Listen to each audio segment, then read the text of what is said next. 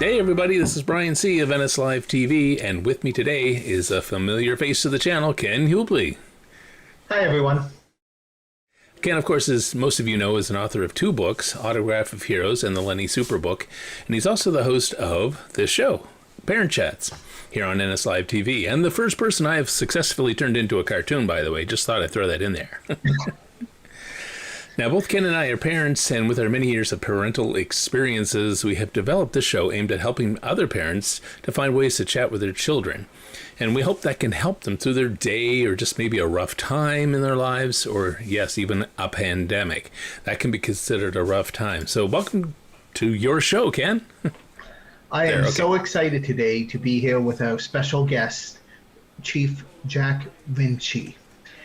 Chief Rinchich is a very experienced police officer with over 50 years of experience, full-time and part-time, in the police services. He has been personal protection dignitary to several presidents, including President Obama, President Bush, and many other political leaders. In addition, he's also protected recently departed Betty White and other celebrities and actresses. He's been involved in the police academy. He studied through the police academy and also the FBI academy and in terrorism school. He has worked with other countries like Africa and Israel and England, and he has, more importantly, been involved extensively with kids and going into local schools and educating them and really helping police children relations in the schools. He also has 3 daughters and 6 grandchildren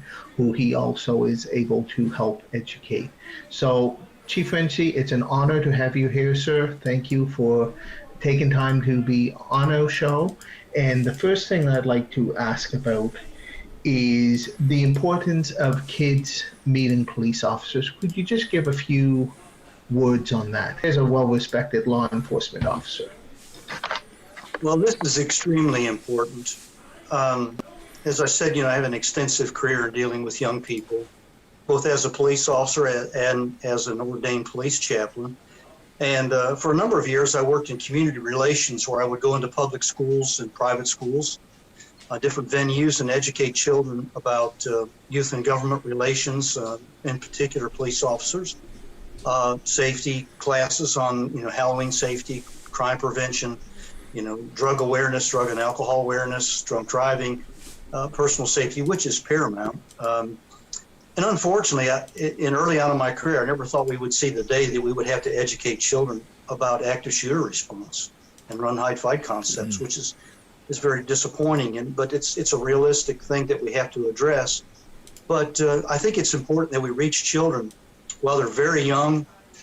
They're far more impressionable and influenced than we give them credit for oftentimes, and they retain things that, and I'll give you an illustration or two of that as we go on, but they have a tremendous capacity for understanding more than we give it credit for. And I've found throughout my experiences in law enforcement that those little interactions early on, when they're young and impressionable, have a lasting impact in how they react to police officers and authority in general, not only police officers, but their teachers, their parents, etc.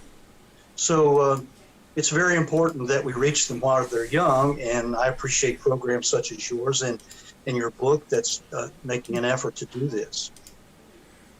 Thank you. I did want to mention that you are the president of the Chief of Police Association of the United States, and that you are also involved in the American Police Museum of America as well. Yeah. And those are very important projects as well. One of the things that I think is so important with policing and kids right now is the understanding of just the approachability of police officers, and that it's good for them. Police officers are parents, they're also coaches, they're people in our neighborhood, and they're people that we know. Could you please talk to us about how police officers feel when a child comes up and says hi to them or thanks them or just smiles at them? Well, it's very encouraging.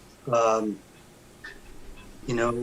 out of the mouth of babes, praise is perfected, as the biblical saying goes. And to hear a child say thank you or express appreciation is a great thing. It's encouraging. In fact, much of what we do, in all my years in responding to violent situations, and we're sworn to protect everyone, adults and children alike, but there's something very special about children that's dear to the heart of police officers. When we get a call regarding a child, we will just basically run over anybody to get there to protect them and keep them safe. And as parents, police officers, as you mentioned earlier, they're parents, they're mothers, fathers, we dearly love our children, and we understand that the parents out there have that same capacity for love for their children. And there's a deep-rooted, innate thing in us that to preserve and protect children in any way we can. And when a child expresses thanks, that's very encouraging. And, we have a limited opportunity in law enforcement. I know there's school programs, the DARE program, things in the past that they've had, programs that I've developed, some that were, my own development, other programs that I've been involved with in community relations. But, the parents are the primary source of influencing their children. And as police officers, even though we have school resource officers and other opportunities to interact with them, that's very limited. We may have an hour or maybe 2 hours with your child. And so the emphasis, I think, is on the parents influencing their children. They're the most likely source and the most beneficial source in teaching children about interacting with police officers. And if I could give you an illustration, perhaps, I was speaking in a church one time as a police chaplain about law enforcement and about my career. And after the message, I went to the men's room to straighten my tie. And being a former United States Marine and 2 tours, I'm very meticulous about my uniform appearance. And to a fault, actually, I'm obsessive about that. But that's typical of Marines. But this little boy followed me into the restroom, and he observed me while I was washing my hands and just looking in awe. And he finally got up enough courage to say, "Sir, you know what I want to be when I grow up?" And I said, "What is that, young man?" He said, "I want to be a police officer just like you." That really touched my heart, that he would think enough of us or have that kind of desire in his heart to be that. And, rather than presenting a lot of rules and regulations to children, sometimes we need to approach them in a childlike manner, and not so much with, you got to do this and you don't have to do that, and a bunch of rules and regulations. And I knelt down. This has been my policy in interacting with children throughout the years in my career as a law enforcement officer, getting down on their level and communicating with them in a way that they can appreciate and understand by not being childish, but being childlike and using illustrations. So I knelt down and I looked this little boy eye to eye and I said, "Do you know what I want to be when I grow up?" Of course, his eyes got really wide. He said, "What?" I said, "I want to be a little boy just like you." And you should have seen the smile on this young kid's face. And I said that with sincerity, I'm a cop, I'm a Marine, macho, but I tell people I'm a wussy warrior. There's a child inside of me. And I think a lot of police officers are like that. Some people portray us and see us as these, brutal, barbaric individuals, and heartless and callous. But the reality is the vast majority of police officers I know truly love and care about children and would do anything in the world to protect them. And so it's important that we communicate on their level. And that's one of the reasons I think your book is so important, because we may have one opportunity to communicate with that child in a positive manner, but that book is something that's ongoing, that the parents can read to them and read with them. And not only do that, but use it as a tool, an educational tool, and maybe ask questions. What do you do if you encounter this situation? Where do you go for help? And instruct them about going to police officers, that they are, in fact, their friends and not their enemy. This is a true story. There was an Arkansas state trooper. He was in a restaurant eating, and adjacent to his table was a lady with her 2 young sons. I don't remember all the details exactly, but to the best of my knowledge, the mother was trying to encourage her young son to eat his peas, or his vegetables, peas in particular. And the little boy wasn't being very cooperative, and she was getting angry with the child. And she said, now look, if you don't eat your peas, and she said this audibly so everybody could hear it in the restaurant. She said, if you don't eat your peas, I'm going to have that police officer come and get you and take you to jail. Well, obviously the police officer heard that. And this is a true story. And this large trooper got out from his table and walked toward this young man's table. Well, you can imagine what was going through that child's mind. Exactly. I'm going to jail. I'm totally terrified at that point in juncture. And this police officer walks, and this is an illustration of what I said earlier about condescending to their level, communicating on their level. And this officer knelt, just like I did with that little boy in the restroom. And he looked this little boy eye to eye. This is what he said. It's kind of humorous. He said, son, I am 6'2". I weigh 220 pounds, and I have never eaten a pea in my life, and you don't have to eat those peas if you don't want to. The little boy's face lit up. He was enthusiastic. And then the trooper looked at the mother and politely, of course, chastised this mother for using a policeman as an object of intimidation and fear. And so I would encourage you parents in those cases where you have an opportunity to encounter police, that you extend politeness, appreciation, thank you. It's not only important when kids come to us and say thank you, it's important when we get a thank you, because sometimes it is a thankless job. And so you have a great deal of influence on your children. And the way you react to police officers when they're in your presence may impact them down the road when they have to call a police officer for help. They may be reluctant. So it's very important as a parent to establish a positive scene or scenario when you interact with police. Yeah. And when we say having a conversation with your children, it's not just one conversation when they're young. It develops as they get older in the years to remind them. Would you like to share a couple thoughts about that as your child, start out maybe as a toddler, in the teen years, the tween years, and what have you? Well, all children have a tendency to go through rebellious stages at times, and some children, they don't have the proper upbringing, sometimes the influence that they need to have or should have. Let me give you an example. My mother raised 5 sons, and unfortunately, I was from an abusive, broken home due to domestic violence, and that influenced me greatly about becoming a police officer, because the police officers that came to my home were very influential by being a protector and a helper, and that had a lasting impact on me. And I carried that over into my career as a law enforcement officer in terms of empathy and compassion for others who were in that position.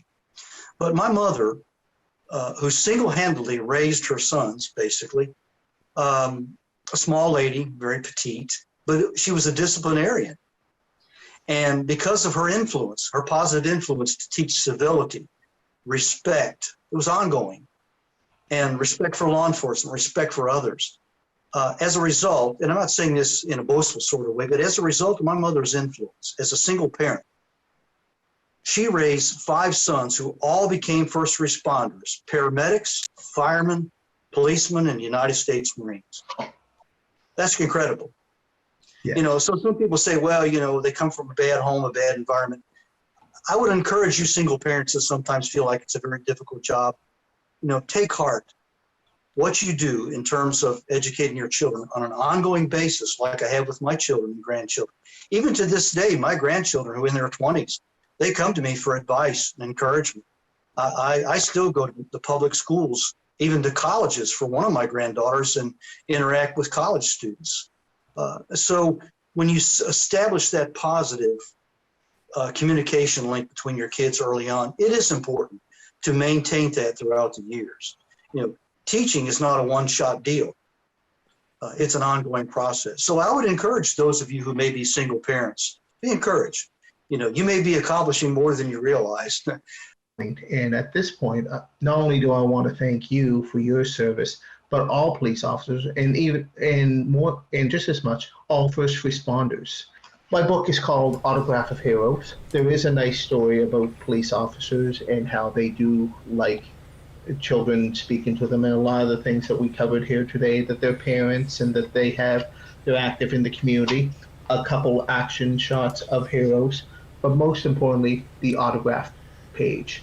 And that is an icebreaker If you see an ambulance attendant, if you see a police officer, if you see a firefighter, a military person, etc., take your child up and have them have the book on them and ask for an autograph. It's a great icebreaker for them to start to talk and to speak. And obviously, if they're in the middle of an action or something, don't disrupt them. But I think it's so important that these conversations happen so that they know that these are our neighbors and our friends. And what's nice for the child's perspective is that usually a first responder is in a uniform, they're with a marked vehicle or what have you, so they're well identifiable to the child. Imagine how much safer your child feels walking out in the street seeing all these friends around that if they needed help, they could get it.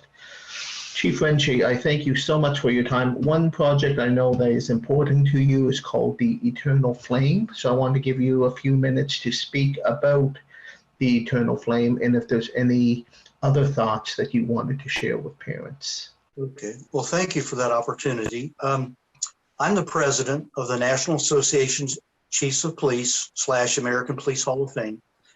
Our beautiful museum and memorial, which is located in Titusville, Florida, was the first of its kind in the nation, established in 1960, before anyone ever thought about recognizing police officers on a national scale. Obviously, today there are memorials in D.C. and local memorials in different states, but we were sort of the visionary in that effort. And I would encourage people, if you ever get to Titusville, Florida, it's not too far from Disney World, about a 30-minute drive.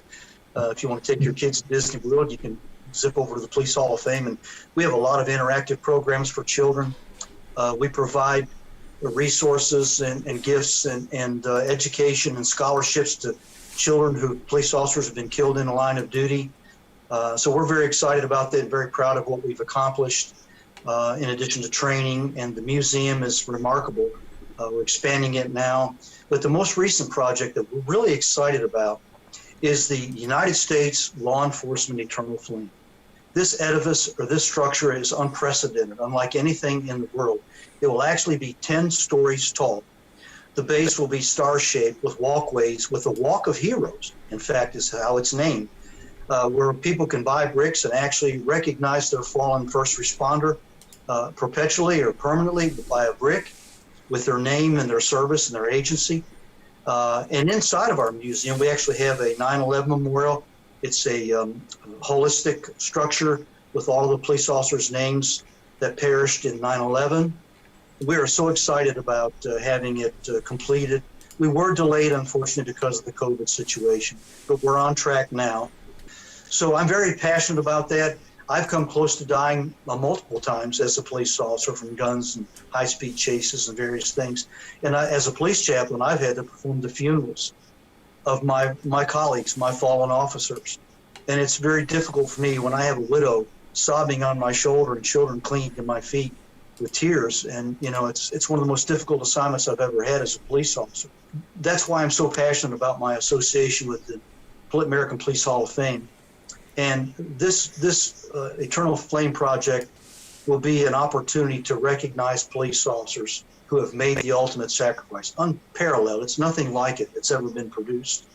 And so I would invite anyone to go online to APHF, AmericanPoliceHallOfFame.org, and look up the Law Enforcement Flame, and you can find information about it if you'd like to support it or honor one of your loved ones or your first responders in your family. It's very important.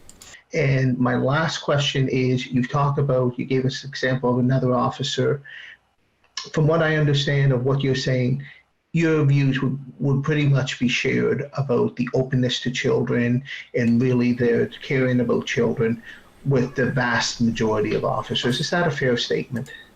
Yes, sir. And I would like to share, if I may, a very brief illustration. Yeah. Remember I mentioned early on, we started this program I mentioned how impressionable young children are. Yeah. And I'd like to end on a positive note or a humorous note, if I may, because we just talked about something that's kind of solid, about law enforcement deaths and memorials. But I remember a few years ago, one of my younger granddaughters, I was asked to come to her school to educate them on personal safety. And these were small children. And I was teaching them about personal safety and how the police officers were their friends. And I was educating them about dialing 911. And these kids, for the most part, could count. They knew their ABCs and they could count, so they could understand the concept of 911 on the phone.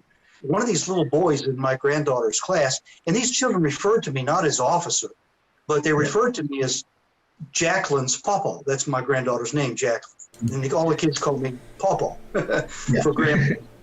And so this little boy, the next day, his older sister stole his candy. So although that wasn't the crime of the century, he felt it was important to him. It was a crime. And so he figured if Jacqueline's Pawpaw said to call 911 for emergencies, he decided to do that. So on his bill, this little tyke called 911. And of course, the dispatcher said, 911, what is your emergency? And he said, Jacqueline's Pawpaw told me to call you if I have an emergency. My sister stole my candy. And they were startled. They said, what, young man? And they said, who's Pawpaw? And he said, well, that's Jacqueline's Pawpaw. He's a police chief. And so they said, is your mother or father there? So the young lad went and got his mother. And she conveyed to them what had transpired the day before, that I was teaching them how to call 911. I guess I should have clarified that a little bit, what constitutes an emergency. But that's a good example. That's a good example of how impressionable those little kids are and how important your input is and our input in the media, all of us collectively. And I wanted to end on a positive note. You know, that really encouraged me, because it showed me one thing, that, hey, they are listening. Hey, they do retain. And hey, what we say does have an impact on them. And, you know, that could have been a real emergency, and that could have saved that child's life or the life of their parent if they were incapacitated. Exactly. Well, thank you again for sharing that. And if you are a first responder, put it in the comments who you are with, what detachment or what department you're with, what discipline you're with, because we'd love to hear about first responders that watch this episode. And again, thank you to everyone. If anyone in the first responding community would like to participate on our show in the future to talk about important topics that parents can have, with conversations can have with their children, then please, we would love to hear from you.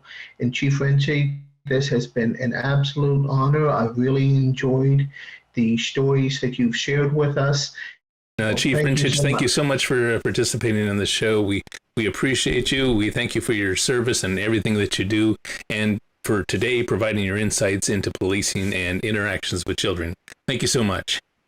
Thank you, sir. It was a great privilege and honor to be with you. And if I can be of assistance for any of our colleagues or our staff at the American Police Hall of Fame, feel free to contact us.